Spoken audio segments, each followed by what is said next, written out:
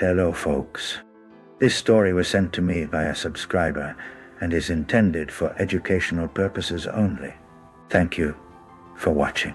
100 mg DMT. I died on a bicycle and was reborn as a traffic cone. It began in the most ridiculous way possible. I decided to vape 100 milligrams of DMT while riding a stationary bicycle in my garage. I called it quantum cardio. My roommate had warned me, don't combine interdimensional substances with exercise equipment, but I was committed to the bit. I took the hit, pedaled exactly 3 revolutions, and then everything in the room. Reality, ego, physics, politely excused itself and left. The garage imploded, but not violently. It folded like a polite napkin into a single point of light, which then exploded into infinite multicolored spiders. These weren't scary spiders. These were ancient, benevolent librarian spiders who wore monocles and whispered equations about empathy. I tried to greet them, but realized I no longer had a mouth or a face or really any edges at all. I had become a being made entirely of maybe. Time curled into a cinnamon roll and began reciting my high school report cards in reverse. I saw my math teacher morph into a shimmering data snake who told me, "You are more than numbers, but less than soup."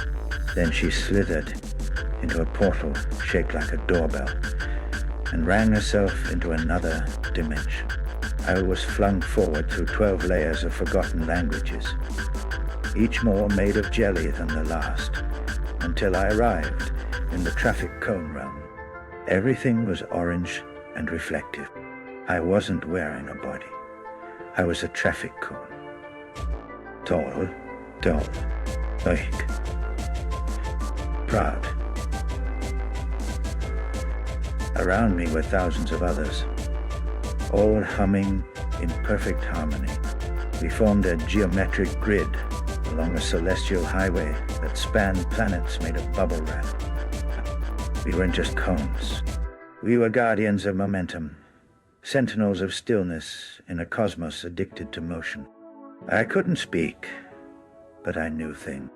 I understood the purpose of waiting at red lights. I felt the sorrow of potholes. I wept silent, reflective tears for all the flattened raccoons who had been forgotten by the march of wheels. Then the cone oracle arrived. Twice my height and vibrating at a pitch that translated into smooth jazz, it communicated via rhythmic blinking. "You have died on a bicycle. This is your in-between.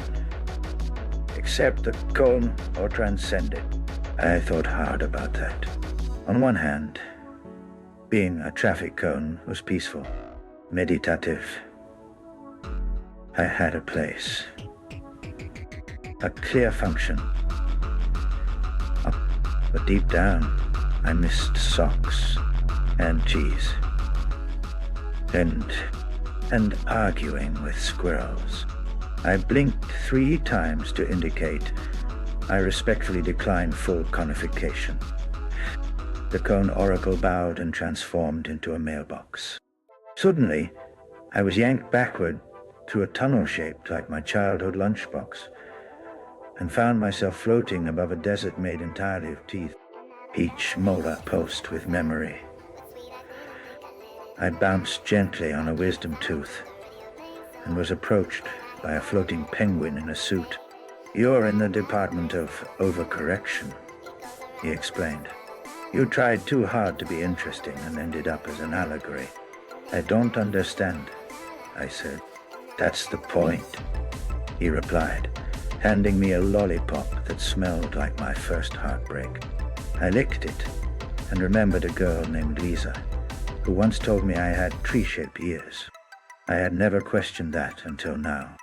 The penguin escorted me to a courtroom where a jury of my ex-girlfriends and childhood imaginary friends debated whether I was ready to re-enter linear time. A sock puppet lawyer argued on my behalf, using only interpretive dance. The judge, a sentient eggplant, ruled that I had to apologize to my old bicycle before I could return. I wept. I never meant to abandon it in the rain back in 2009. With a flash of synthetic nostalgia, I was back in the garage, face first on the concrete, still straddling the stationary bike, which was slowly rotating by itself like it had seen things too. My roommate stood over me, holding a banana and a fire extinguisher. "You stopped pedaling," he said. "Also, you screamed something about the cone code for 6 straight minutes. I couldn't speak yet. I could only nod, gently, slowly, like someone who'd just returned from a conference held inside a calculator. My mouth tasted like lightning and fabric softener. My legs felt like they had opinions. I lay there for what might have been 10 minutes or 2 centuries. Eventually I sat up, took off the VR headset I wasn't actually wearing, and stared at the ceiling. The rafters blinked at me approvingly. I whispered, "Thank you," to nobody in particular. My roommate handed me a peanut butter sandwich and said, "You're gonna want this." He was right. I haven't ridden that bike since. But sometimes, when I see a traffic cone on the street, I nod at it. And I swear, just for a second, it nods back.